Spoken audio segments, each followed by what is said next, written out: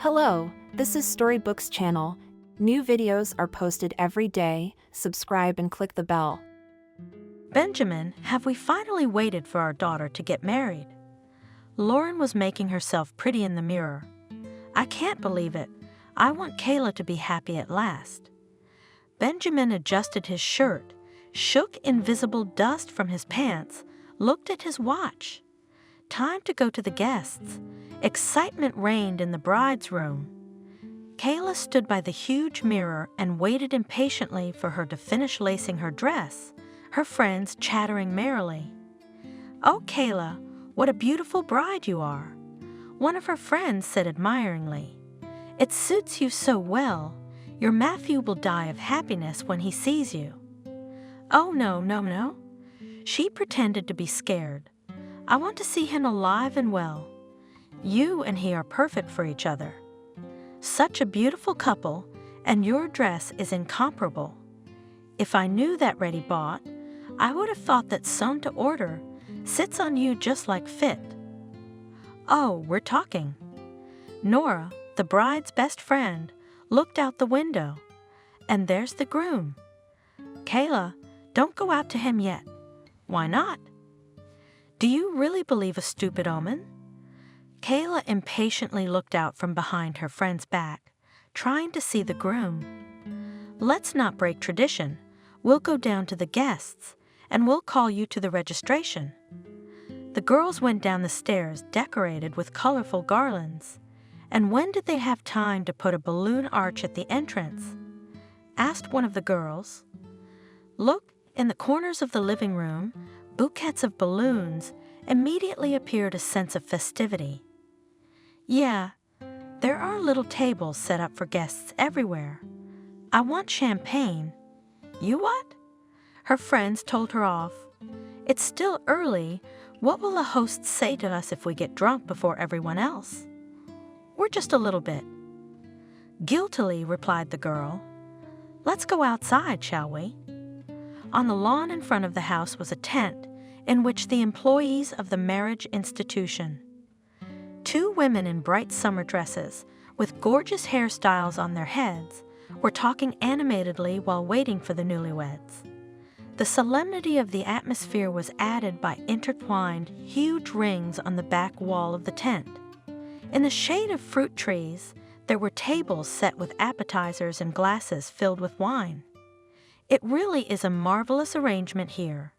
The bride caught up with her friends, and now together with them plunged into the atmosphere of the upcoming party. "Kayla, why did you leave the room?" She was surrounded by her friends. "What if Matthew sees you?" "I can't stay locked up with guests in the house." The girl was shining with happiness. She couldn't wait to share her cheerful mood with everyone. Kayla smiled welcomingly at those invited to the party. "Kayla," a stylish middle-aged woman hugged her. "Congratulations! You and Matthew look just wonderful." The girl accepted congratulations from all sides, bowed in gratitude to the guests, and smiled. "It's indecent to be so openly happy." Nora whispered in her ear, "About half of the women here, you are envious." "What can I do if I'm happy?" The bride was beautiful. Her thick blonde hair was styled with a tiara. Her light makeup made her face more expressive, her blue eyes looking at the world with rapt attention. "Kayla," an acquaintance of her parents approached her. "Congratulations, you look very beautiful today. Where is the groom?" "I don't know." Blushing with pleasure, the girl replied, "I haven't seen him today." "You are just made for each other." The woman squeezed her hand reassuringly. "Kayla."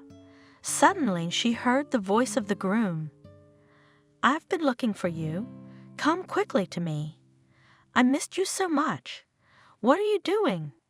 The bridesmaid stopped him. "Don't you dare go near her. It's bad luck. Just be patient. The party starts in 15 minutes. But I just wanted to kiss her." Matthew tried unsuccessfully to make out his fiancée in the crowd. "You'll get over it," one of the girls told him. You have a long and happy life ahead of you. You'll kiss again." Upset Matthew disappeared into the crowd. Honored guests, parents, bride, and groom. Finally, the toastmaster announced it was time for the marriage ceremony to begin. The guests, laughing and chatting, reached the tent, where the music was already playing, and the employee of the marriage ceremony, in the microphone, invited everyone to come closer. "Kayla," the bridesmaids took the bride under the arms. "Come on, the groom's probably waiting." "Yes, come on, the wedding will not wait." "Don't worry," said one of the girls, noticing how Kayla's hands were trembling. "All is well. The guests are in place. The fun is starting." "Where's Matthew?" Looking around at those present, the bride asked, "Where did he disappear to?" The guy was offended. Someone answered from the crowd. They chased him away. The guests laughed and began to shout, "Matthew, come out. The bride is waiting for you." Don't be afraid. Marriage is not scary at all. It's even pleasant. Or maybe he was afraid of the first wedding night. The men teased the groom. It happens. "Matthew, we can stand at the door for support." "Dad?" Kayla was about to cry. "Where's Matthew?" "Have you seen him?" "Yeah, he's around here somewhere." "He can't have gone far. Don't be nervous. Maybe the man had to go out on his own." "Let's wait a minute. Guys," the girl looked back at the groom's buddies. "Where's your friend?" "Yeah, he's around here somewhere. He'll be right with you. He knows it's time to get the party started. Some woman came to talk to him. A relative of yours, I think. Maybe your mom?" said Kevin. They left together and have not yet returned. Kayla always disliked Kevin. She thought he had too much influence over her boyfriend. "My mom is next to me." Kayla took her mother's hand. "Where's Matthew?" Kevin shrugged his shoulders. "I have no idea. Let's look for him. He couldn't have really run away, could he? Or maybe you're the one who tried to talk him out of marrying me." "Why?" The young man stared at her perplexedly. "I have no reason to upset your wedding." "Kayla," Nora snapped at her. "Don't be crazy, your Matthew's coming. What's the guy got to do with it?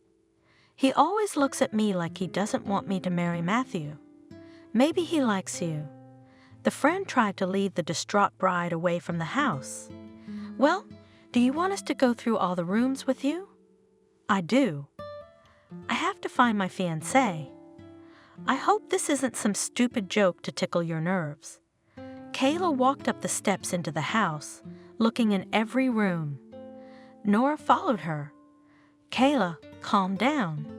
Maybe Matthew had a drink and fell asleep," she urged. "I think he's outside. He's lying on a bench somewhere in the shade. Yes, and he can't hear the noise of the guests." Kayla was concentrating on opening one door after another, not paying attention to her friend. "We've been through almost every room. You can see he's not in the house. Let's go outside. They must have found him by now. Now they can't wait for us."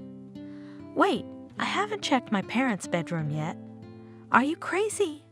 What would he be doing in their bedroom? He's not an idiot. Come on, don't get yourself worked up." Kayla, not listening to her, had already opened the door. "Well," Nora pounced on her when the girl suddenly stopped like a stumbling block. "Did you make sure there's no one in there? Let's go to the guests. What are you standing there for?" Her friend looked over the bride's shoulder and gave a quiet ouch. Kayla, on her parents' wide bed, the naked bodies of Matthew, Kayla's husband-to-be, and Lara, her aunt, her father's sister, were entwined in a passionate embrace.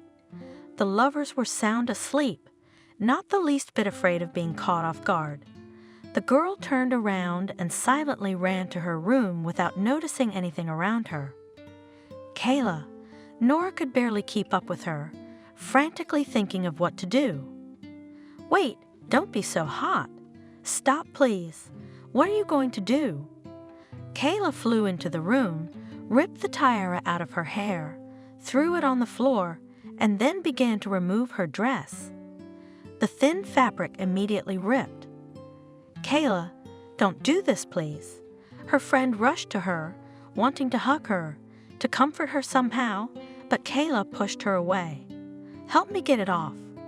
Pulling the laces from behind, the bride said, otherwise I'll rip it. Kayla, don't do anything stupid. Nora coaxed her, helping her with the lacing, not stopping me. Kayla had already changed into a casual outfit when there was a noise and laughter in the hallway. Is there anything I can help you with? Nora asked in desperation, looking at her friend sympathetically. How can you help me? I want to die. Kayla, my friend. The girl hugged her. Is he worth your life? I believe you're in a lot of pain right now, but I know you'll be able to bear it with dignity. Shall we go to the guests? I don't want to see anyone. Help me sneak out of the house, distract them for a minute. But you'll have to explain yourself. You can't just walk away. I'm with you, you'll be fine. Nora released her from the hug, squeezed her hand tightly, as if she wanted to convey her confidence and strength. Kayla looked at her silently and left the room. Kayla, where are you going to disappear to? Her father snapped at her. He was in a cheerful mood. First, Matthew, now you've disappeared. I hope you're not going to sneak away from us and get married in secret somewhere. That would be very romantic, but the guests are waiting. They want to party. The guests, who took part in the search for the groom, laughed and clapped their hands. My daughter, her mother asked, noticing that Kayla had changed her clothes. Where is the wedding dress? Why did you take it off? The smile slowly fell off her face. By the feverish gleam in Kayla's eyes, the woman realized something was wrong. There's the groom. The father was relieved to see Matthew in the crowd. Well, thank God, everyone's here. Where have you been, you wretch? The bride and guests have been looking for you. And he was busy. Kayla shouted sarcastically, looking contemptuously at Matthew. The guests fell silent. What would happen next? He slept with your sister. In your and Mom's bedroom, by the way. She was choking back tears. The last thing she wanted to do right now was cower in a corner and not see anyone. But she knew she couldn't avoid talking to her parents. What are you talking about? Her father looked from his daughter to Matthew and Lara with horror. Kayla was frightening to look at, her face slim, her eyes so sad that Benjamin wanted to grab his daughter to hold her close to protect her from harm. Matthew did not raise his eyes. His face was crimson. Only Lara looked at her brother defiantly. My God! The man clutched his head. Lara, are you crazy? What are you doing? I'm sorry. There was not a shadow of remorse in the woman's voice. I couldn't resist. Matthew is such a sweet boy.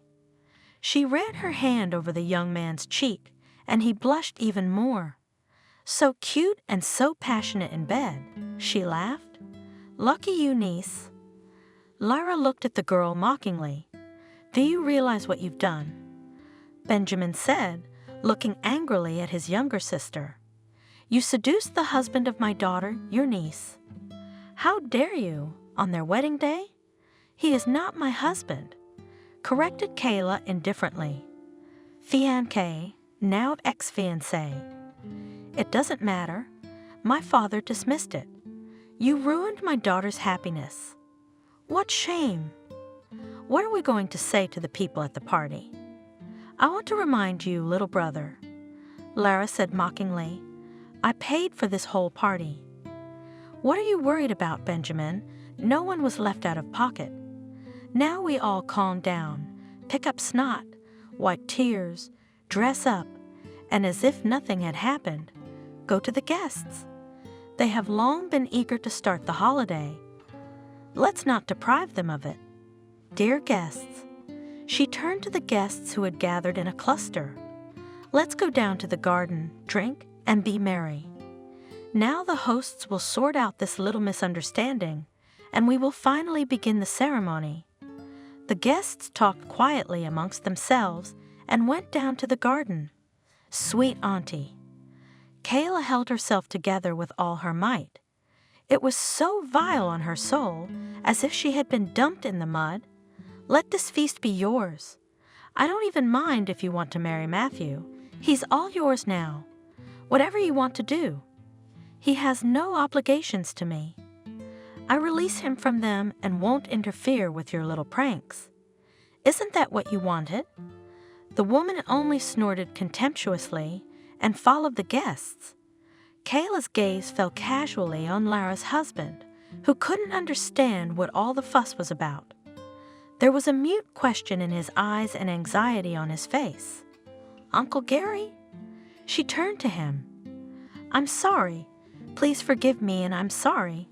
I can't stay here anymore. I'm stuffy." Kayla headed for the exit of the house. "Stop right now."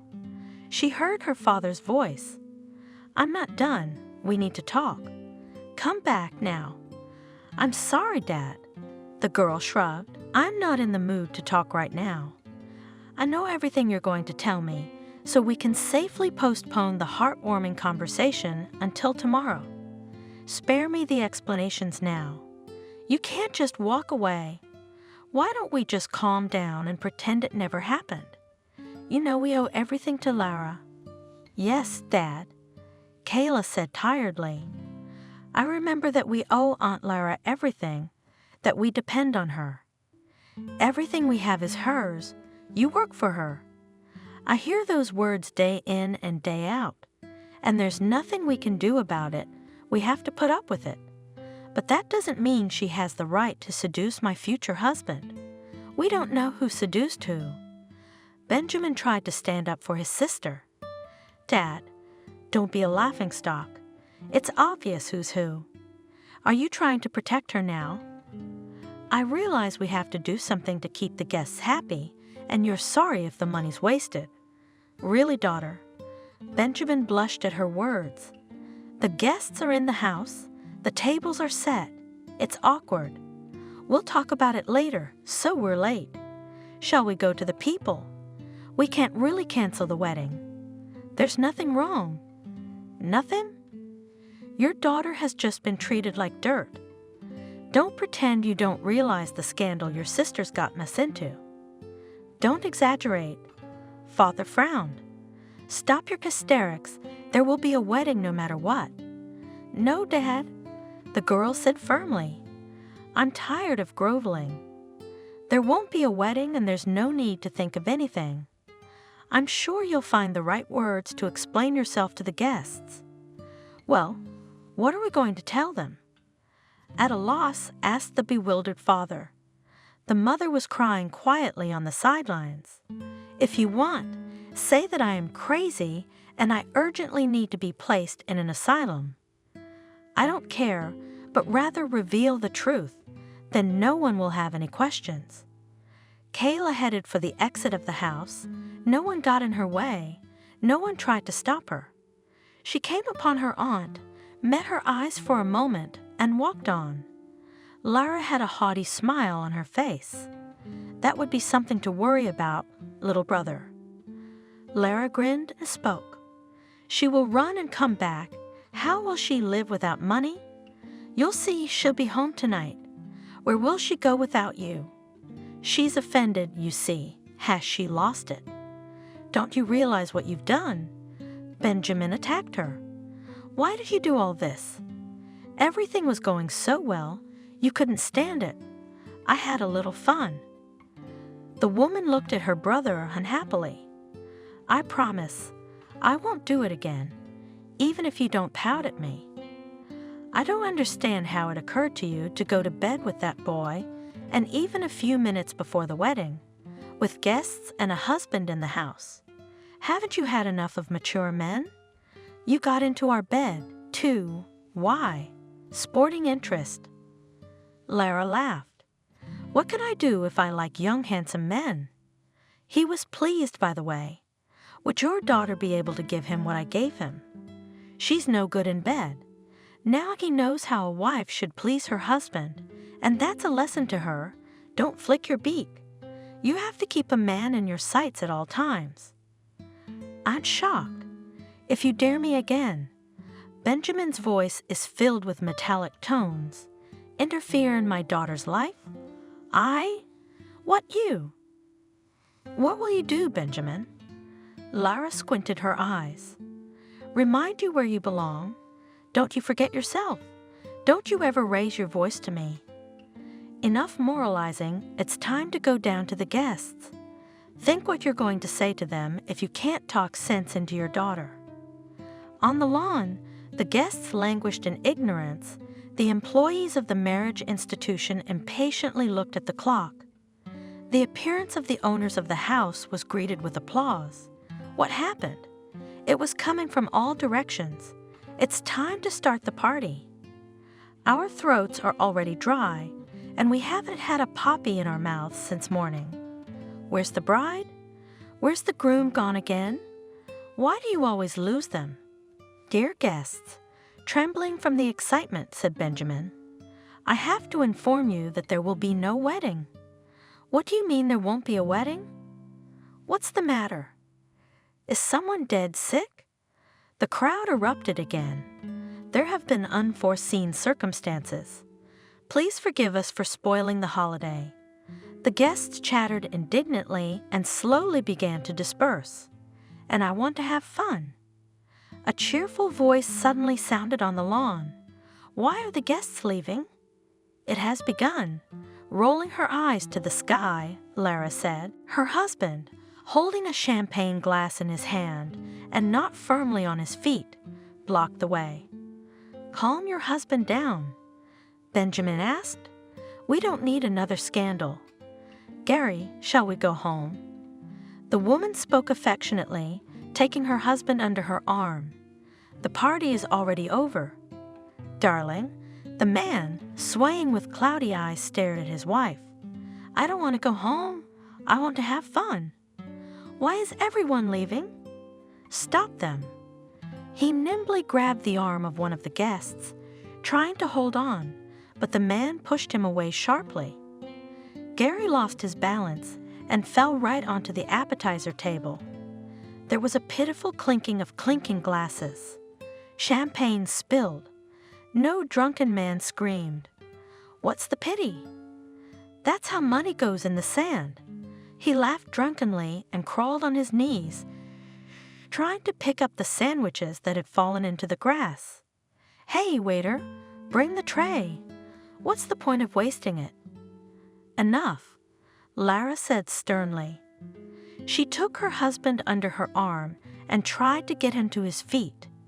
Get up. Damn you. Let's go home. When did you get so drunk? Leave me alone. He yanked his arm out. Don't touch me. It's a shame we didn't get to go to the wedding. The day was ruined. Benjamin, Lara threw an angry look at her brother. What are you standing there for? Help me get him in the car. Can't you see he's out of his mind? Drunk Gary was picked up and led to the car. I don't want to leave. He wouldn't go. Benjamin, tell her we haven't had a toast to the young ones yet. Matthew, Kayla, be happy, guys, shouted the man, breaking out of his arms. Love each other. Bitter. Why doesn't anyone yell bitter? Be happy. Tears sprang from his eyes. Lara, he cried, I love you. Let me kiss you. Benjamin, tell her we must celebrate your daughter's wedding. Gary, calm down. Benjamin urged him. We'll drink to the health of the young couple, but now go home. They got him into the car. Lara nodded goodbye to her brother and drove off. Finally, all the guests left. Benjamin sat with his wife in the tent on the lawn and looked sadly at the set tables. He smoked one cigarette after another. Evelyn cried quietly. What a beautiful couple they could have been. I was so happy when Kayla confessed that she had fallen in love with Matthew. literally from the first time she met him. Do you think his daughter will forgive him? Of course she will. She's a sensible girl, Benjamin said thoughtfully, remembering the evenings when the young man first stepped on the threshold of their house. Daughter, Benjamin, rubbing his hands together, entered his daughter's room. I want you to meet a very interesting young man. I hope he will be a good husband for you and a reliable business partner for me. And when I'm old, he'll be the head of the firm. What can I do if God didn't give me and my mother a son? I have to figure out who to leave my inheritance to. Dad, Kayla laughed, looking at her father. Do you seriously think I'm going to marry the man you choose for me? I'd like to believe that your first concern is for your daughter's happiness and then your business partner. Of course I am, silly. Her father kissed her on the cheek. But I don't want some gambler, without a tribe and without a family, to turn your head and take over the management of our firm. Remember history. Rich parents always try to make their daughter happy. Have you forgotten that this is the 21st century? I think I can arrange my own life. I'm sure you'll like Matthew, and you'll thank me later. He's a young, but very smart and promising young man, and he's already running one of the divisions of his father's company. If we merge the business, which I don't doubt at all, we'll be so strong, no competitors will be afraid of us. I hope he's at least handsome. The girl sighed tunefully. Yes, he is. I'm sure you'll like him right away. My mother and I wish you nothing but happiness. Darling, Mother intervened in the conversation. When will your acquaintance come to us? I think in a couple of days, and you, daughter, put on your best dress. Try to impress him. It won't be hard for you. You're a beauty. Kayla, without noticing it, was looking forward to the appearance of the young man in their house. Everything was ready for the meeting. The girl looked furtively at her watch and still shuddered with surprise when the doorbell rang. Matthew? She heard it and felt her heart race. Come in, please. Don't be shy. Make yourself at home. The young man entered the living room after his father. This is my wife, Evelyn, and this is my daughter, Kayla. The new acquaintance gave each of them a bouquet of flowers, handed a bottle of cognac to her father, and kissed first her mother's hand, then Kayla's. Goosebumps ran down the girl's skin. It's very nice to meet you. Matthew looked at the girl with interest. She blushed with pleasure. The young man was really handsome in Holland. The father was not deceived. Kayla thought with a laugh, we should take a closer look at him. Maybe we can really have something. Why are we standing here? Her mother came to her senses. Let's go to the table. Everything's ready. Matthew kept his eyes on Kayla. She was embarrassed under his piercing gaze.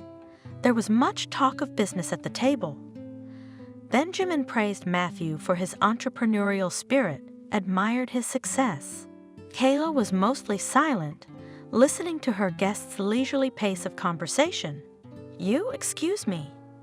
Finally, the young man rose from the table. I have to go, unfortunately. Oh, that's too bad. Evelyn was saddened. But you'll come again, won't you? We had such a good time. I will. The guests bowed ceremoniously to their hosts. It was a pleasure to meet you. Kayla, my daughter. Her father addressed her. Show Matthew out. The young people went outside. Kayla, the young man spoke to her. Let's go to the movies, shall we? Do you like movies or do you prefer the theater? I don't know, the girl was confused. We still know each other so little. I think I've known you for a long time. Trying to catch her eye, said Matthew. If someone had told me that Benjamin had such a beautiful daughter, I would have asked to visit. So shall we go to the movies? Well, okay. The girl answered shyly, unable to resist the charm of her new acquaintance. And what picture will we watch? It doesn't matter. just to spend this evening next to you." He was silent for a moment. "And let's put aside the ceremonies and go to you." "I agree." Kayla laughed. "Give me your phone number. I'll call you and arrange a meeting." They exchanged phone numbers. "It was a pleasure to meet you." The young man kissed her cheek. The girl blushed with pleasure.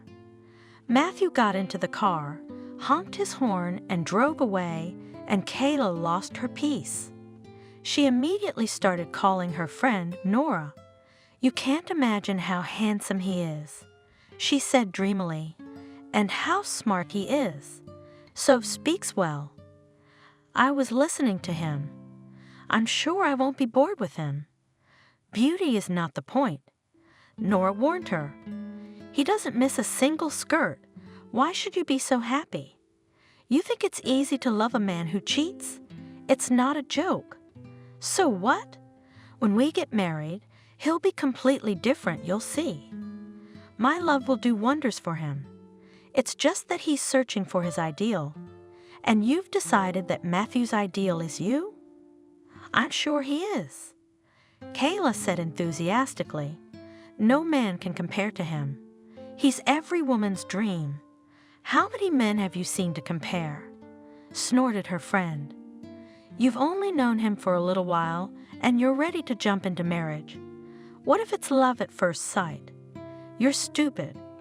You will have more than one night to cry into your pillow because of him, knowing that he is somewhere with another spends the evening. Think before you speak, yeah. It's easy to lose your freedom, but you don't want to have to bite the bullet. And I believe he'll be all mine. I can make sure he never looks at another woman again. You don't doubt me, do you?" "I don't doubt you, but I don't doubt him. The humped man can only be fixed by the grave," Nora said doubtfully. "You'll cry with him." The young people began to see each other. Matthew could not see his beloved every day because the business took too much time, but the meetings were always long-awaited and joyful. Not being able to see each other often, they called each other on the phone every evening. Sometimes they chatted until the wee hours of the morning. "Kayla, how would you like to go to a nightclub together? Relax, have some fun." "I'm in." The girl said yes. "It's been so long since I've been there." "Then I'll pick you up tonight?" "Okay, I'll be waiting. I miss you." "I miss you too. See you later." Bye. Kayla lay in bed for a long time, smiling into the darkness of the night, Matthew's voice in her ears. "Daughter, why are you glowing like that?" Looking suspiciously at her daughter, Evelyn asked in the morning. "Mommy." Kayla threw herself on her mother's neck. "Matthew invited me to the club. So that's just great. I'm happy for you, dear. Matthew, he's a wonderful boy, so reliable, and I feel so safe when you're with him. That's what a real man should be." The day of waiting for the meeting flew by. Kayla heard the sound of a car and ran outside. Matthew appeared with a huge bouquet of flowers. "Hi, these are for you." The young man held out the roses to her. "Thank you." The girl buried her nose in the flowers. "I'll put them in a vase and we can go." She went back into the house. What a magnificent bouquet! Her mother gasped as she accepted the flowers. "Matthew spoils you." "Mommy, he's so thoughtful." The girl quickly hugged her mother and ran away. The young people got into the car and went to rest. The club was crowded.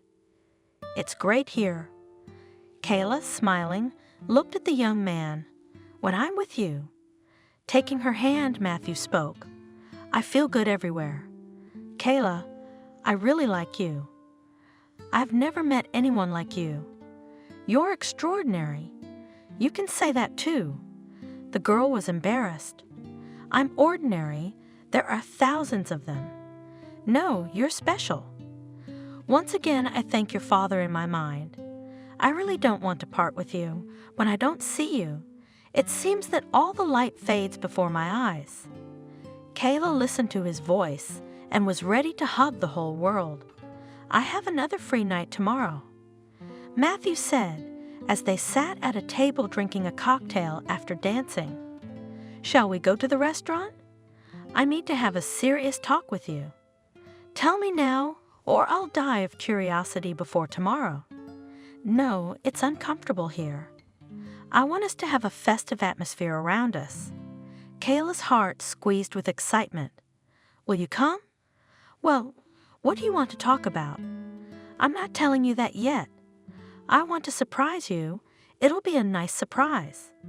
Kayla was so nervous she was almost late for her date. In the restaurant, she was met by the receptionist and, smiling mysteriously, led her to a table hidden from prying eyes by a curtain. The girl's legs were shaking from worry. When the receptionist pulled back the drape, Kayla gasped. In the center of the table, there was a small bouquet of flowers, candles were burning, and the central wall was decorated with flowers made of balloons, ribbons, glowing garlands. "I've been waiting for you?" Matthew stood up to meet her. "I was beginning to think you weren't coming."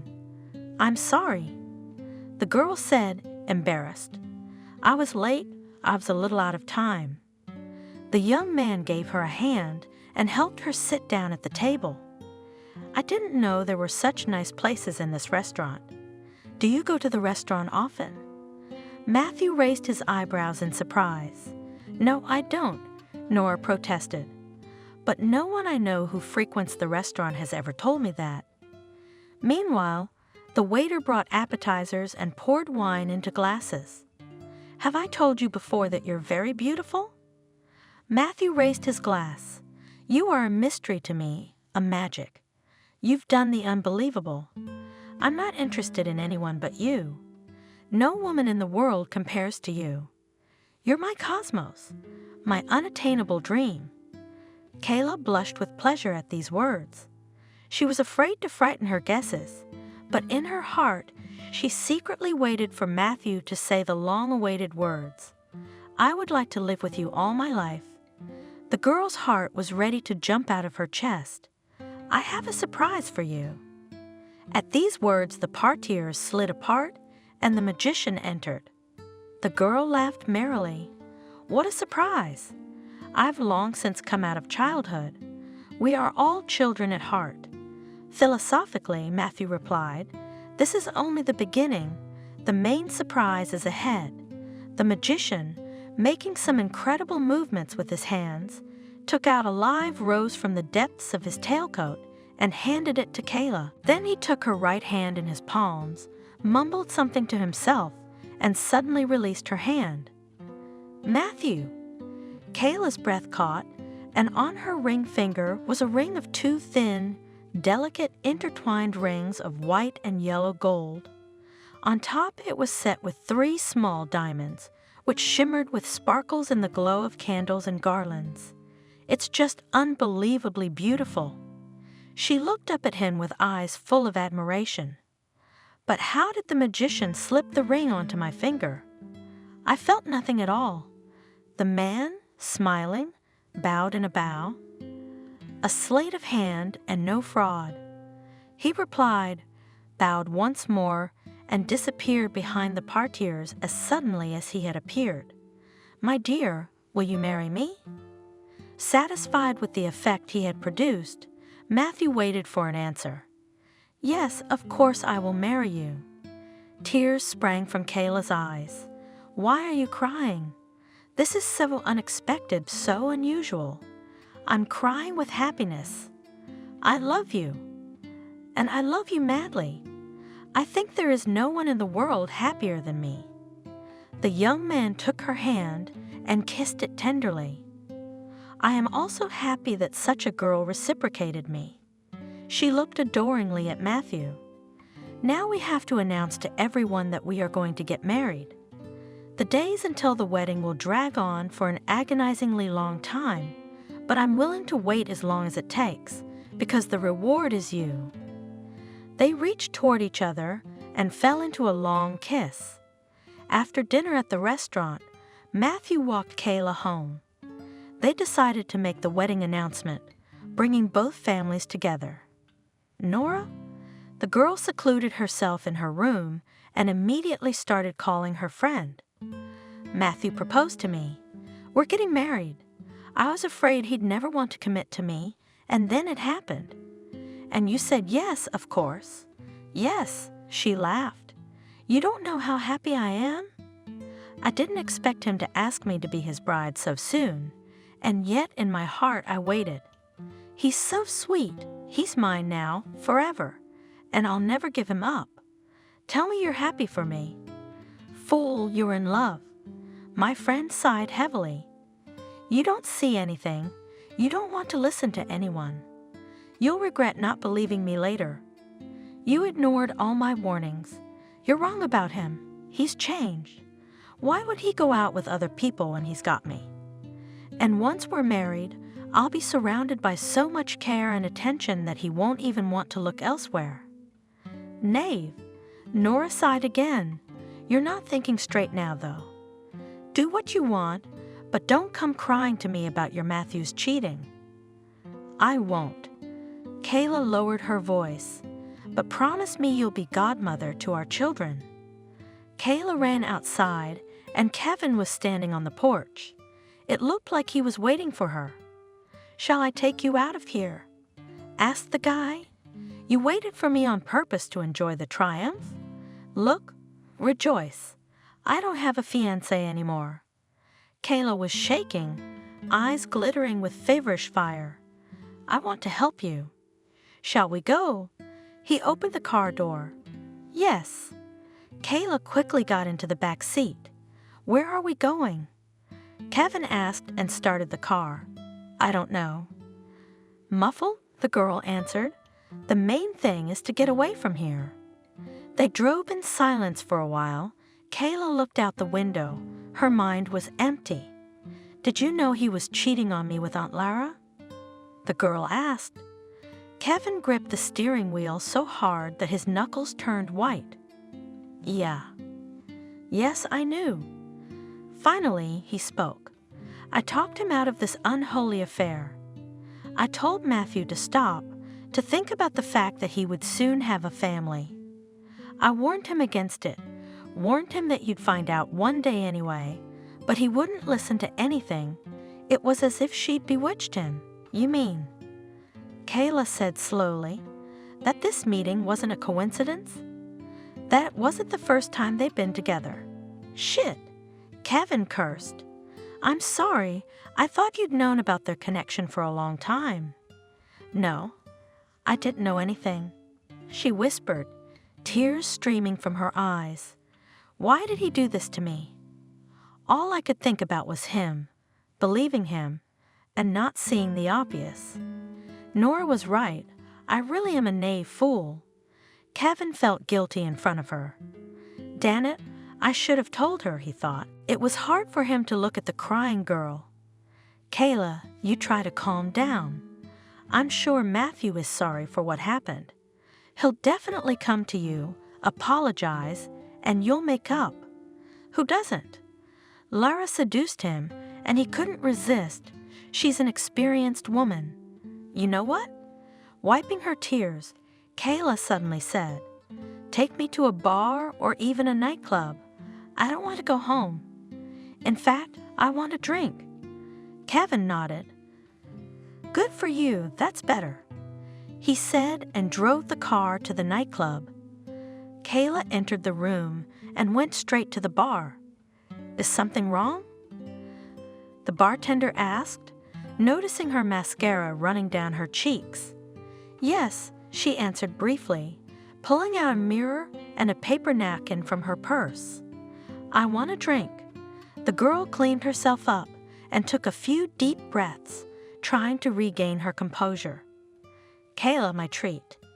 Kevin lowered himself onto a nearby chair and ordered a cocktail for himself and Kayla. She took the straw out of the glass and drained it. Are you crazy? Kevin exclaimed. Yes, I was crazy when I decided to marry Matthew. Serves me right. Don't bother me, I want to get drunk. Why don't we dance? The young man suggested, eyeing her warily. Let's go. Kayla headed for the middle of the hall. Tell me, please. She was already a little drunk.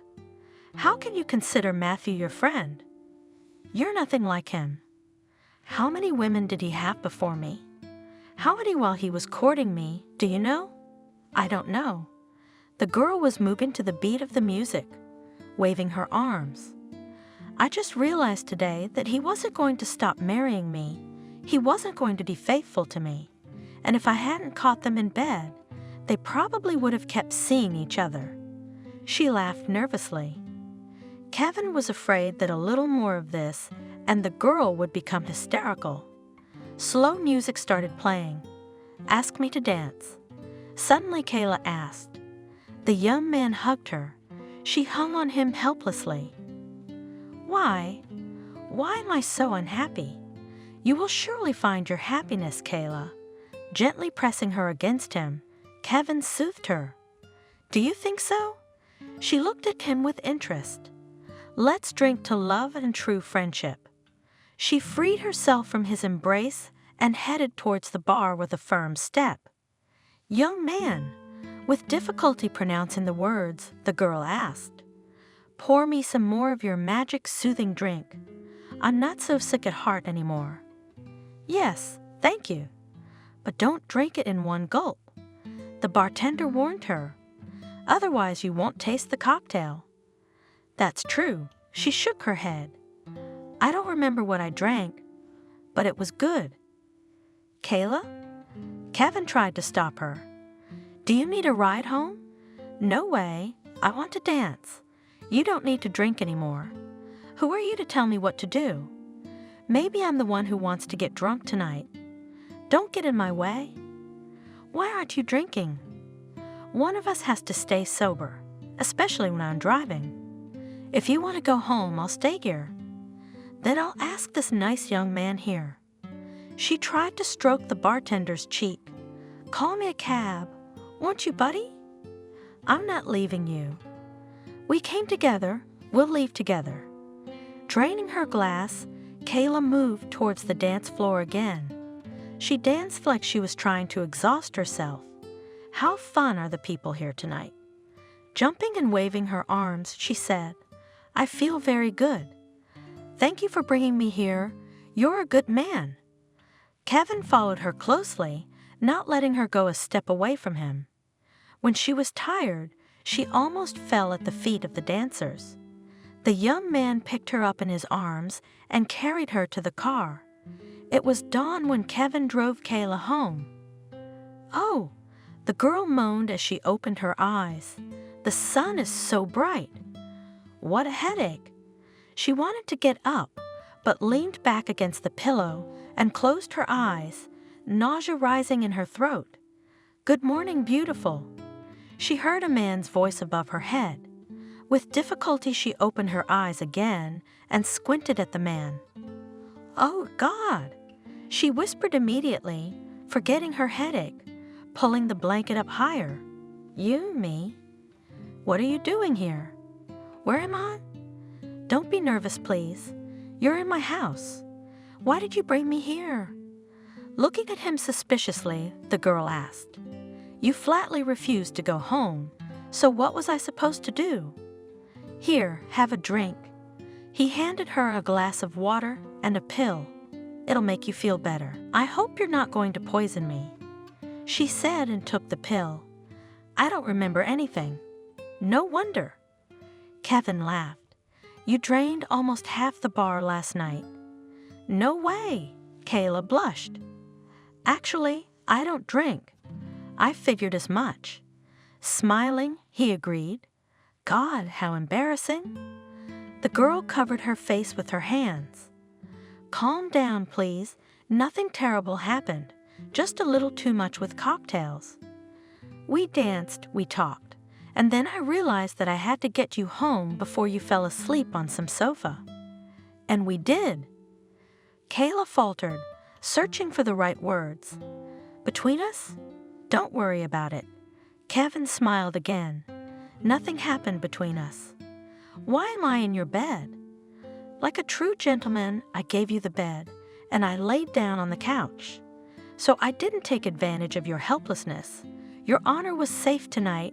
You can rest assured. There's something else I forgot to tell you. Oh yes, your cell phone. He took the phone out of the nightstand and handed it to the girl. Sorry, I had to turn it off because it was ringing off the hook. Thank you so much for not abandoning me in my time of need. It's been a pleasure helping you. There's a towel and robe in the bathroom. Then come into the kitchen and I'll make breakfast. He stood for a moment, then walked out of the bedroom, leaving the girl alone. Kayla got out of bed. Her head was still foggy, but the pain was gone.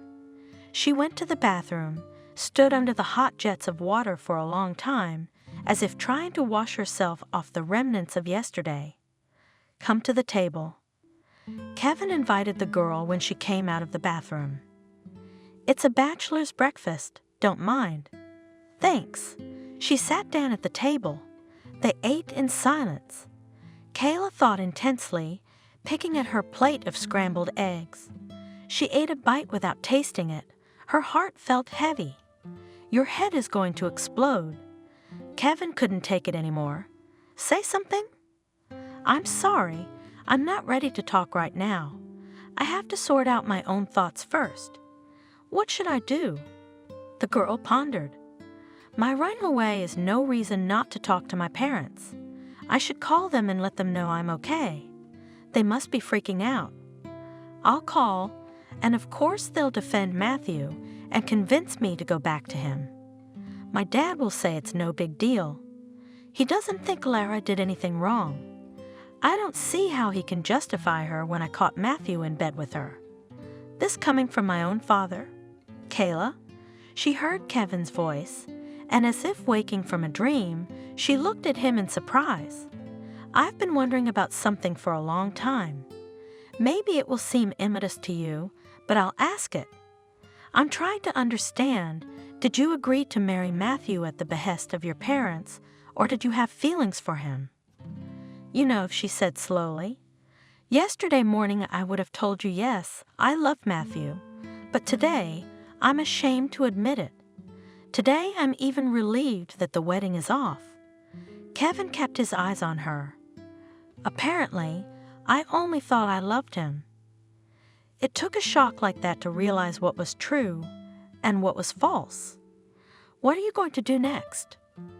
Go back home?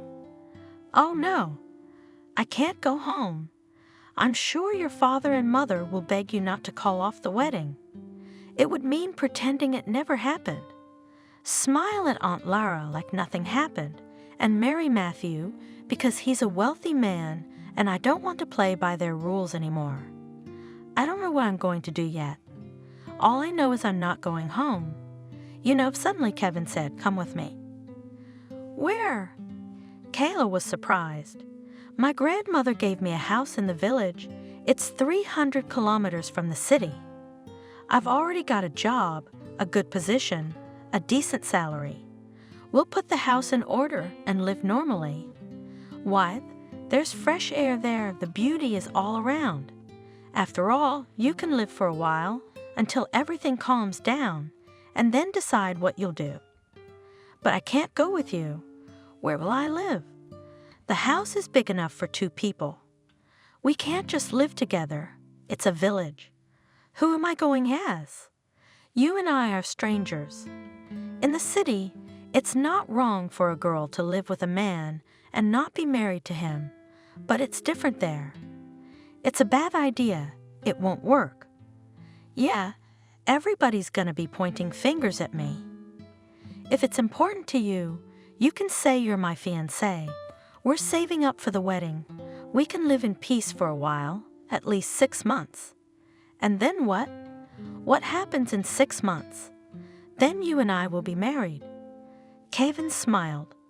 I should have confessed a long time ago, because I love you. But it's impossible.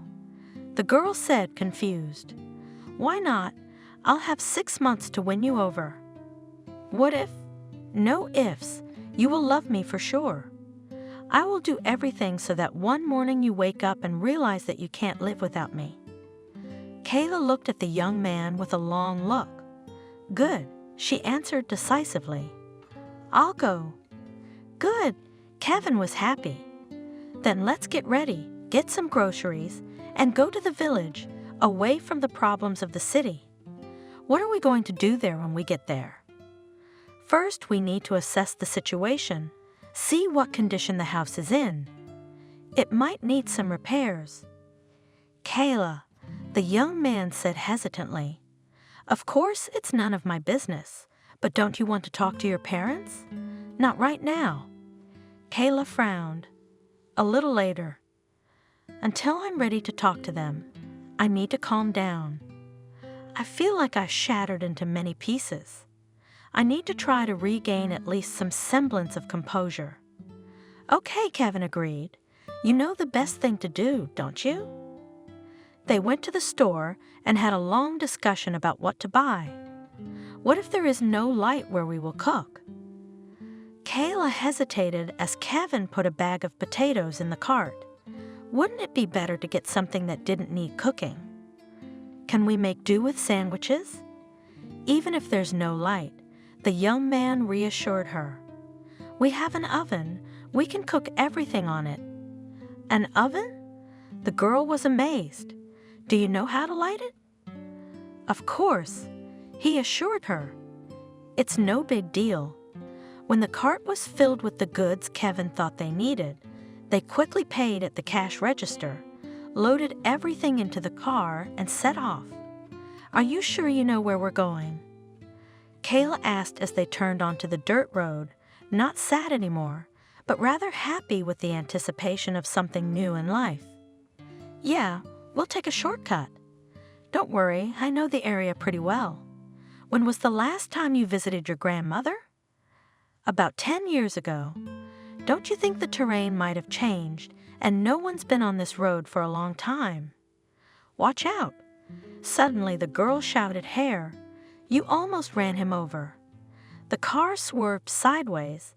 Kevin tried to straighten it out, stepped on the gas, the engine roared and stalled.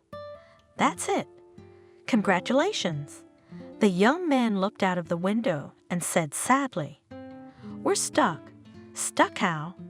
We had to choose between saving the hare or going straight ahead. As soon as I turned sideways, I got stuck. Forest roads are unpredictable. The back tire's in a hole. He got out of the car and sat down beside it, looking behind the mud splashes. Can't we get out ourselves? I can push. The girl also got out. It's no use. We're sitting tight. We can wait. Kayla said cheerfully, for someone to come through and help us. We could stand here till the third coming. I was a fool to take a shortcut. If we were on asphalt now, we'd be here long ago. Quiet. Kayla suddenly cheered him up and grabbed his arm. Do you hear that car? At this time on the road really showed a car. The driver stopped a few meters from the travelers. What, guys? He asked cheerfully, leaning out of the window. Stuck. Yes, we hit a pothole. Can you help us?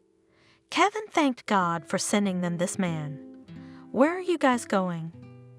Asked the stranger when Kevin's car was already standing on a dry road. We're going to my grandmother's village. Why didn't you recognize the turnoff to the village? It's the other way. What other way? Kevin shouted. You have to get on the main highway and drive back about 10 kilometers, and there you'll see a signpost. He walked around the car, assessing the situation. Then he hooked up a rope, started his car, and dragged them to the road. That was it. He looked at the work of his hands with satisfaction. Don't get stuck again. The man said a warm goodbye to Kevin and Kayla and drove off. Let's get out of here. The young man was frustrated because time had been wasted. After about half an hour, they finally reached the village and found the house. Yes, Kayla looked around the rooms. We're going to have to do a lot of cleaning around here. That's all right. The boy answered her cheerfully. We have plenty of time to clean up before dark. This place is going to need some repairs. Kayla noted. and not a small one. Yes, Kevin agreed. Almost all the furniture is in disrepair. The floors. Stomping his feet, he said. They need replacing too. The walls and roofs are still strong. I agree it's a lot of work, but I think we can manage. What do you think? Kayla happily poured herself into the work in silence. I'll go and talk to the men, the young man said. Maybe someone will help us out. All right, I'll take a look around. Kevin left. The girl was left alone. She looked around the rooms with interest, looking at the pictures on the walls. The owners. Suddenly she heard, "Hello, hello." Kayla stepped out onto the porch and saw a woman smiling good-naturedly. "Are you the ones who are going to live here now?" "We are." Kayla watched her with interest. "It's good to be young. My name is Clara." "Kayla, nice to meet you." "We have nature here. The air is clean. Just live and enjoy. You should renovate. The deceased hasn't done it in 5 years. That's why we came here, to fix the house." "Why are you going to do it alone?" "It's not that kind of work. I'll talk to my friends. We'll get you all the wallpaper in the house in no time." "Don't worry, we'll clean it up." "Oh, thank you so much." Kayla was at a loss. "That would be great. It's too early to say thank you. When are you going to tile it?" This weekend." "Oh, that's great. We'll come over and help decorate all the rooms. Don't look at me like I'm old. I can still do a lot of things, and my friends are just as perky as me." "You look around." Clara told me to take care of business. I'll go get help. By evening, the house was cleaned. You guys must be hungry. Clara realized. I'm an old geezer. I'm out of my mind. Come to my place. I'll feed you. Thank you. Kayla tried to refuse. We have everything. No excuses are acceptable. The old woman waved at her. It's completely different here. Kayla said thoughtfully as they drove back to town, late at night, tired. Strangers offer their help, and it's easier, isn't it? Anyway, I like it. I'm glad you liked it. Kevin smiled.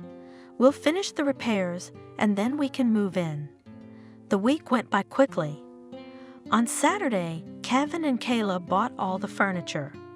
It was to be delivered to the village on Sunday. I was afraid we wouldn't make it. The young man confessed when the young people had dinner at their house in the evening. There was so much to do. I didn't expect such helpful people here either. Can you imagine? The neighbors have already offered their help in assembling the furniture, so you won't have to do it all alone. And Clara promised to clean the whole house after the renovation. Sounds like she's enjoying it. I'm glad we have such a friendly neighbor. Sunday all day, I didn't even have time to sit down to rest. Guys, Clara stopped by when the furniture was already assembled. All that was left was to set it up and mop the floors. Finish up here and come and have a bath. It's the nicest thing to do before the work week, to wash off all the dirt. Oh, right, Kevin caught on. I have my first day of work tomorrow. Tired, Kevin and Kayla fell asleep.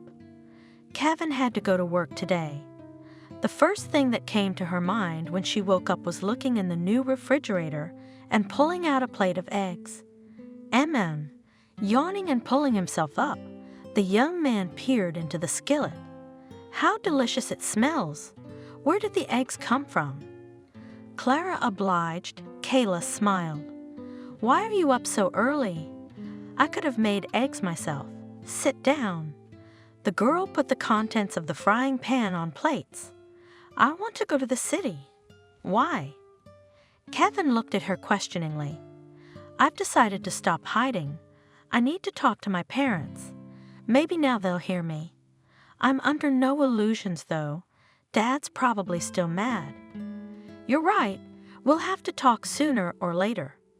He took the car keys out of his jacket. Here, it'll be quicker. Oh, And one more thing. He took out some money and put it on the table. Take it. It'll come in handy. Kevin, the girl looked at him gratefully. Thank you so much for your support. I will definitely come back. Kayla saw the doubt in Kevin's eyes, all the way she thought about what she would tell her parents, but the conversation didn't go the way she imagined. Kayla, her father shouted when she appeared on the doorstep. Where have you been all this time? No call, no message. My mother and I almost went crazy. My daughter, her mother wailed, hugging her. At least Nora called and said you were all right. We didn't know what to think. I needed to be alone. Too much had happened lately. The girl went to her room and started packing. Where are you going? Dad was surprised. I'm going to move out of your house. I am an adult. It's time to start living on my own. And where are you going to live? Dad grinned. Most importantly, on what? Don't worry, Dad. I'll work. I'm going to the country. I don't want to stay here anymore. I didn't know Matthew had decided to trade city life for country life. What's Matthew got to do with it? Kayla asked, still packing. It's over with him. I'm going with Kevin. He's got a house in the village, and we've been renovating it this week. Kevin's already got a job, and I'll find something to do. We'll be all right. Kayla, Mother cried out in horror. Listen to yourself. How can you seriously say such a thing? Are you going to live in the country, in this stable, surrounded by marginalized people? And this Kevin, how could he let you do repairs? Yes, he's a real exploiter. You're crazy. Who did you trade Matthew for? With him, you could have had a home, you wouldn't have had to work, and in a year you'd be giving us grandchildren. And now what? What are you going to become in a year in the country? My God, this is my daughter talking. Mom, I can do my own thing in the country, believe me. How can you think of self-development there? Do you think you'll be happier with Kevin? With that bastard? He's no match for Matthew. Matthew is such a subtle, intelligent boy. Father, why don't you say something? Evelyn turned to her husband in despair. Oh yes, Kayla nodded. Matthew may be smart, but it's hard to argue with that. I just don't want to have to guess every time he walks out the door. Did he go to work or did he go to bed with another rich, great-aged lady like my Aunt Lara? You're wrong, daughter. Benjamin interjected. Matthew loves you. Yeah, he made a mistake, but that's okay. You don't know how much he regrets it. We all make mistakes sometimes. Don't be so hot. Learn to forgive. Come on, stop fooling around. We've played enough. You've shown your independence. We realize the little girl has grown up, but you have to stop. Come home. That's enough. You've had enough. The father tried to take the suitcases from his daughter, but she gently pulled him away.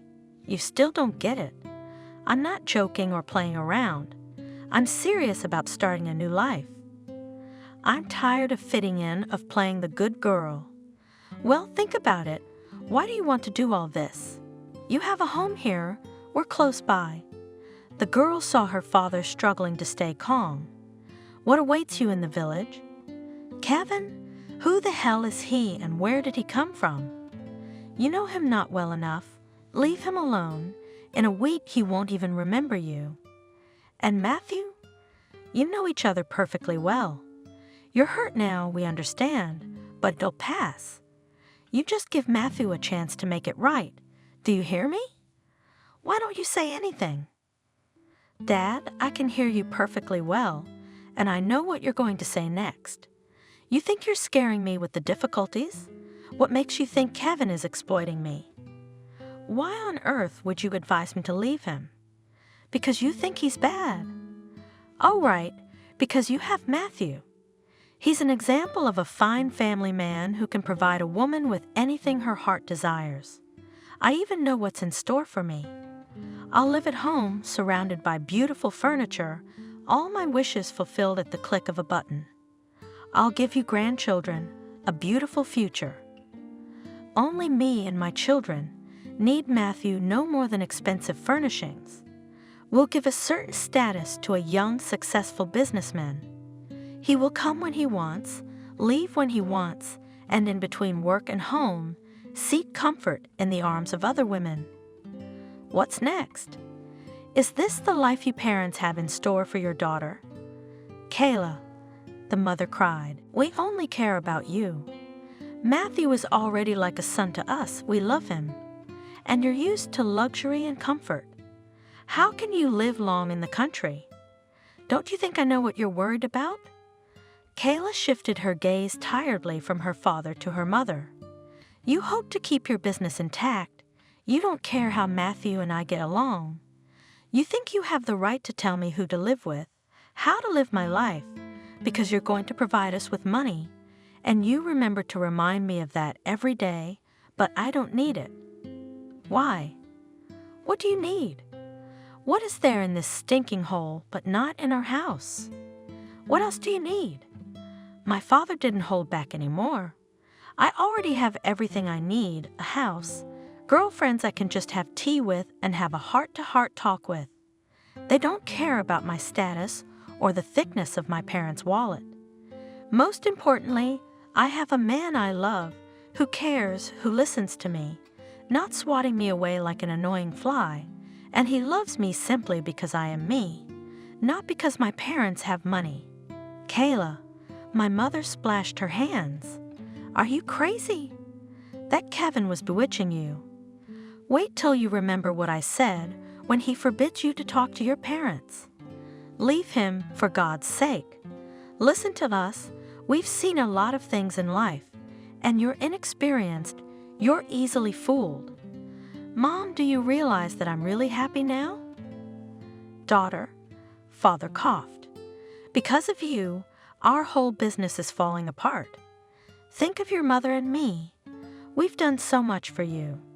We can't lose everything because of your resentment. You have to go back to Matthew, or Lara will pull the money from the firm, and we'll deal with it. I was counting on your husband's father for support. I feel sorry for you, honestly. The girl looked sadly at her parents. I don't know when you became like this. Dad, you loved Mom, didn't you? You didn't even want to work with Aunt Lara before. And now what? Why is working with her and your own comfort more important to you than my happiness? She was quiet for a moment. I don't want to fight with you, but I'm not leaving Kevin. Let's end our useless argument here. I guess we're not speaking the same language yet. She was determined to leave. Kayla, don't go. Please stay. Her mother begged her. Okay, you'll go back to Kevin, but later. Stay at home. We'll think it over, talk it over, take our time. Don't do anything stupid. Please, sweetheart. Mom. Kayla stopped, hugged her. I love you, but I'm not staying. I hope someday you will understand me and forgive me. The girl got into the car, waved goodbye to her mother, glanced at the house. Her father's figure loomed in the window. Is she gone? Benjamin asked. Gone, hard, sighed Evelyn. What are we going to do now? The man went into his office, sat down at his desk, propped his head up with his hand, and said gloomily into space, Why did I get involved with Lara? I wouldn't owe anyone anything now. A heavy memory was weighing on him. Benjamin had berated himself more than once for agreeing to do business with his sister. At the time, it seemed to him, he had made the only right decision. Slowly we're building up sales. Benjamin paced the office. Funds are tight. You could take out a loan. The wife stammered. I'm all over these loans. The man sat down abruptly in his chair. Profit is only enough to cover debt obligations, and there is not enough left for development. But others also take loans for development, and the bank refused us this time because we already have a lot of loans. We need an investor. Then we could not only quickly close all the loans, but also increase turnover. The niche is profitable. Household appliances will always be in demand, so none of your fellow entrepreneurs will give you money. Maybe they would, but they would have to share the company's shares, and I wouldn't like that very much. I don't know what's going on. I don't want to mess with strangers. While Benjamin and Evelyn were discussing the problems of the family business, the doorbell rang. I'll get it. A woman came up. Lara? Benjamin heard his wife's surprised voice. What a surprise! What brings you here? And why alone? Where's your husband? Hello, brother. The young woman threw herself at the man's neck. Am I glad to see you? There you go, sister. He hugged her. Tell me how you are. I came to visit you. Husband? He's dead. I'm free again. Dead how? Evelyn gasped. Why? Why didn't you call? We would have come to support you. I beg you. The guest wrinkled her nose. Died of old age, it's already clear. Don't pretend you didn't know who I married.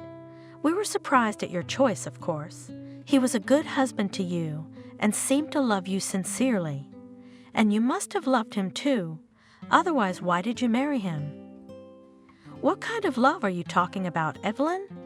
My husband was twice my age. His only virtue was that he was rich. And yet I shouldn't have told you. The lady of the house lamented. We are not strangers to him. We'd like to see him off to his final resting place too. There was someone to see him off without you. Lara waved her hand carelessly. So don't worry. The main thing is that I'm fabulously rich now. All movable and immovable property has gone to me. Lately, as I felt, I began to take interest in the affairs of the company, the owner of which was my husband. So I can handle it. I have reliable people. You must be tired from the road. Evelyn caught on. Come on, I'll show you to your room. We'll meet in the kitchen in half an hour. The woman quickly assembled a festive table for her sister's arrival. Benjamin opened a bottle of wine. So, tell me, brother, how are you doing? How's business? Sitting down at the table and eating, Lara asked. Not bad, but I wish it were better. Benjamin frowned. What's holding you back? Lack of money. The bank refused to give me a loan, and I wanted to buy more goods to cover my debts. Trade is going well, but there's very little money left for development. So they're just stagnating. Listen, brother. Lara clapped him on the shoulder. I'm ready to invest in your firm. You? Benjamin was surprised. Why, I have the money, so what will they be idle? We'll make a family business out of it, you know. What do you say, brother? I gotta think about it.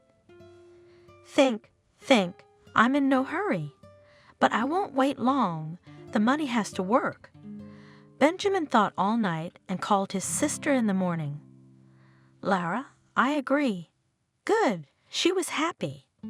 I'll tell my lawyers to take care of the contract, and we'll meet to discuss the terms.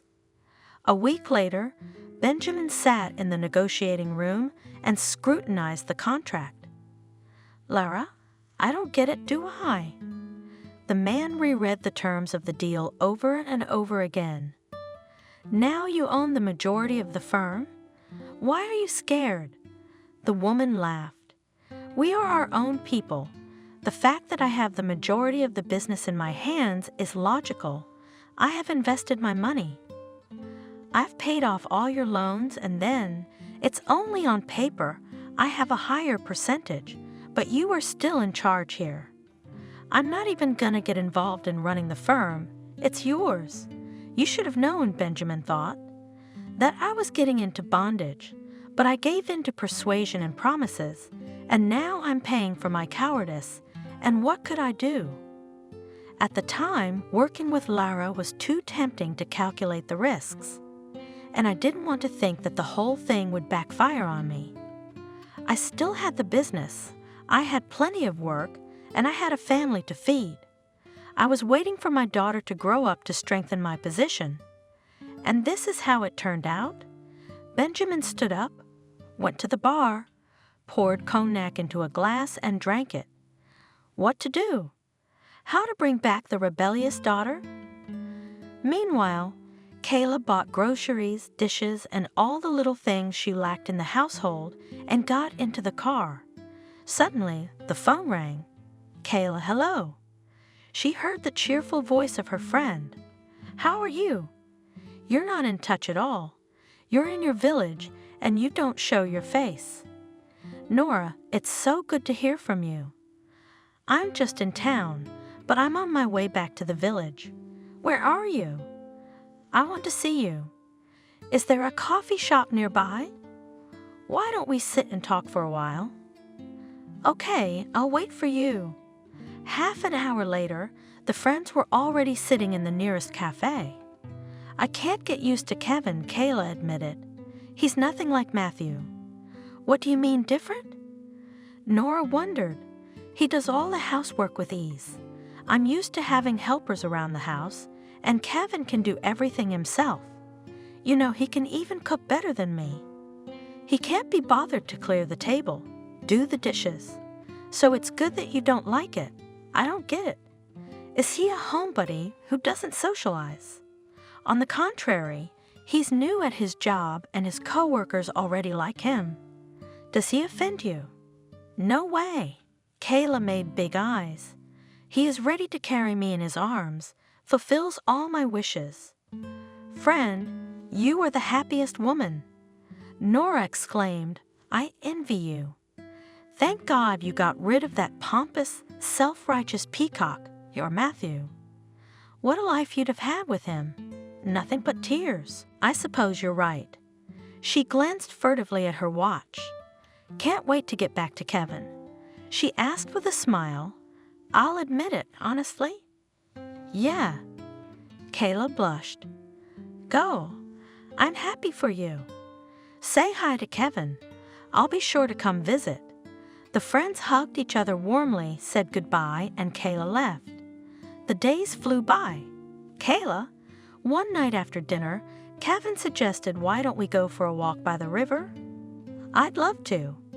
The girl loved their evening walks. How nice is it here? She said dreamily, looking at the thick fog that was rising from the river. Kevin put his arm around Kayla and smiled. Maybe your parents had gotten better since last time? He asked hopefully. I wouldn't count on it. Kayla answered. Besides, the situation with Matthew hasn't changed. My aunt isn't interested in him anymore, but she is interested in working with his father, and his father will only agree to work with her if Matthew and I get married or if he gets 15% of the company. There's no way his father's gonna go for that. It's a vicious circle. My parents are still mad at me. Kayla, I know we're not at a fancy restaurant or even a restaurant. Anyway, whatever. But I wanted to ask you something. About what? She smiled. Will you marry me? He asked, holding out a ring box to the girl. Kevin. The girl looked at him with tear-stained eyes. Of course, I would love to be your wife. Even without your parents' consent? Even without my parents' consent. I love you very much. I love you too. Kevin put his arms around her and kissed her hard. One day Kayla saw a strange car in the window that stopped in front of their house. Who was it? The girl wondered. The car is unfamiliar. Kevin did not warn her that we would have guests. To her horror, Matthew got out of the car. He looked around the house condescendingly and headed for the gate. Why did you come here? Kayla stepped out onto the porch and folded her arms across her chest, signaling that this guest was not welcome. How'd you find us? Jesus, Kayla! What's with the manners? You've only lived here for a short time, and you've forgotten how to behave? Guests should be made welcome.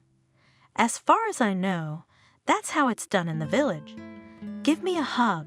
At least pretend you're happy to see me. You're not welcome, and it's better if you leave now. I beg you, don't pretend that you're not glad to see me. Let me come into the house. We're not going to talk in the street. I don't want the neighbors to witness our conversation.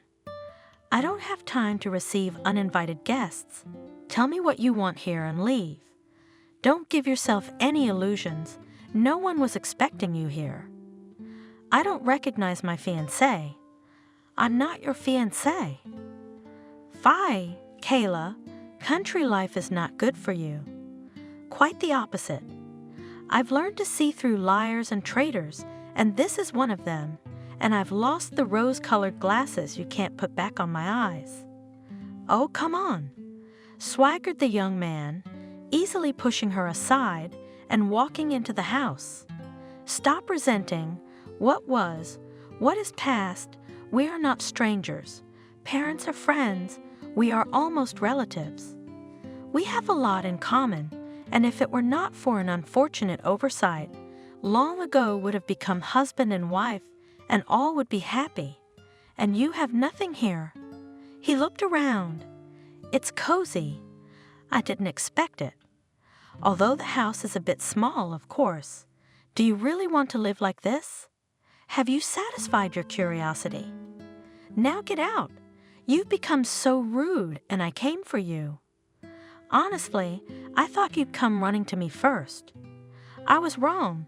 I didn't realize that my gentle, calm, modest bride has a temper. Did you show it? I understood and realized everything and even came to apologize. Tell me you forgive me. Well, come to me. I missed you. He tried to hug her and kissed her.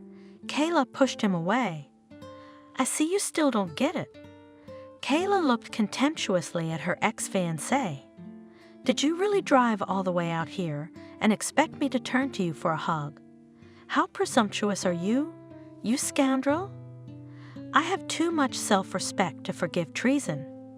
I really loved you. How blind was I? I believed that Dad would do the right thing, but no one even mentioned love. Don't you have any dignity at all if you agreed to marry a girl you don't love? Don't you care who you marry? Why do you let your father decide who you marry? Who am I talking to? She grinned sadly. All you care about is profit. If necessary, you'll marry a bald devil to please your father for fear of losing money. Honey, you're out of your mind. Matthew tried to change her mind. Of course I love you now. Otherwise, I would never have agreed to this marriage. You're wrong. Don't accuse me of all the deadly sins. You make me sound like a monster. Yes, I have faults. I'm ready to admit it. But I will improve. Just come with me. Believe me, I really loved you. Remember how good we were together? Loved you and cheated on your wedding day. What kind of love is that? You're wasting your time trying to convince me to come back. At least have some dignity. Honey, we've played enough games. Yes, I was wrong, but you've already punished me, gotten back at me with Kevin. He smirked. I'm not gonna make a jealous scene. Stop pouting. You get ugly when you're angry. I love you. He tried to kiss her again. Kayla pushed Matthew away and slapped him hard. At that moment, the door opened and Kevin walked in. What's going on in here? I see we have company. Kevin furrowed his eyebrows, eyeing his buddy warily. You're just in time. The girl was pleased. I've been telling Matthew that you proposed to me, and we're getting married in a couple of days, and we don't have time for guests. What wedding? What about us? Stunned Matthew. There is no we. Get out. Kayla cut him off. How many times do I have to tell you? I want to forget everything. You have no idea how hard it was for me to erase the image of you and Lara in my parents' bedroom. But I did it. You can't just send me away like that. It's our wedding. No one's canceling anything. You have to come home. Your parents are waiting for you. It's not my problem. Kayla said firmly, my home is here. I'm not marrying you anyway, and I don't care about your business. You can tell everyone concerned. I will not allow myself to be made a pawn so that you betting on me can win a lucrative game and my parents will someday realize that love is more precious than anything else in the world. You've ruined everything, yelled Matthew in despair. Running around with your love, who needs it? Do you really like living here? Slaving from dawn to dusk and from paycheck to paycheck. What can it get you, Kevin? I can give you everything. What does he have that I don't? He knows how to be faithful. Kayla answered calmly, I'm not coming back to you. You're going to wish you'd come with me. Matthew looked angrily first at Kayla, then at Kevin. A year from now, you'll be sick of this life, and you'll want to come back, but it'll be too late, and then I'll watch you beg and plead to be taken back. I'm sorry for you, Matthew, the girl said sympathetically. The young man turned around, kicked his foot in the door, went outside, got into his car, and a minute later, only the dust from the wheels of the car reminded him of the unpleasant meeting. I'm sorry you had to listen to the nonsense Matthew was talking. Kayla walked over and gave Kevin a hug. I have a proposition. What is it? Kevin hesitated and said, Let's get ready for the wedding. Kayla laughed merrily, clung to him even tighter. I'm the luckiest woman in the world. Kevin leaned down to place a long, loving kiss on her lips.